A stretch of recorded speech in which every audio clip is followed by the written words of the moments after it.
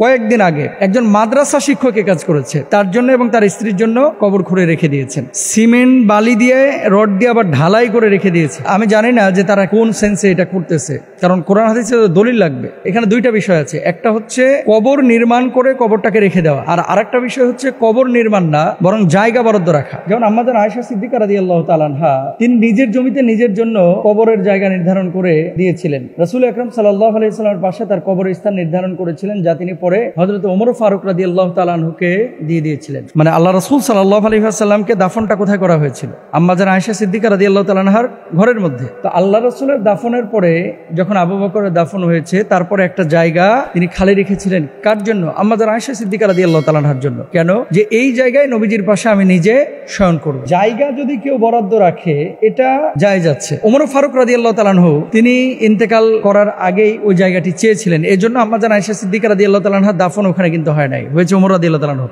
আল্লাহ নবীর এক পাশে আছে আবু বকর, অন্য পাশে আছে ওমর রাদিয়াল্লাহু তাআলা আনহুমা। যদি আপনি জায়গা নির্ধারণ করে রাখতে চান তাহলে এটা জায়েজ আছে, কিন্তু কবর খুঁড়ে মৃত্যুর জন্য অপেক্ষা করা এটা কিন্তু আপনার জন্য জায়েজ নাই। সারা পৃথিবীর স্কলার একমত। কেন? আল্লাহ সুবহানাহু ওয়া তাআলা পবিত্র কুরআনুল কারীমে দেখেন সূরা লুকমানের 31 থেকে 34 নম্বর আয়াতের মধ্যে স্পষ্টভাবেই বলেছেন কে কোথায় মরবে কেউ কিন্তু আমরা জানি না। এবং অন্য আয়াতে কি বলছেন? ইদা জা আজালুহুম লা ইস্তাখিরুনা সাআতা ওয়া লা ইস্তাকদিমুন। কার মৃত্যু আগে হবে কার মৃত্যু পরে হবে এটা কিন্তু কেউ জানেন, এটা একমাত্র জানেন আল্লাহ সুবহানাহু ওয়া তাআলা। সুতরাং এখন মৃত্যু কার কখন আসবে যেহেতু আপনিও জানেন না আমিও জানি না। নবী করিম সাল্লাল্লাহু আলাইহি ওয়াসাল্লাম সাহাবা ইকরামের মধ্যে এরকম কোনো আমলের প্রমাণও পাওয়া যায় না, এবং নবীজি সাল্লাল্লাহু আলাইহি ওয়াসাল্লাম নিজে নিষেধ করেছেন যে তোমরা কেউ মৃত্যু কামনা করবা না। মৃত্যু কামনা করা এটা কিন্তু জায়েজ না। কেমন?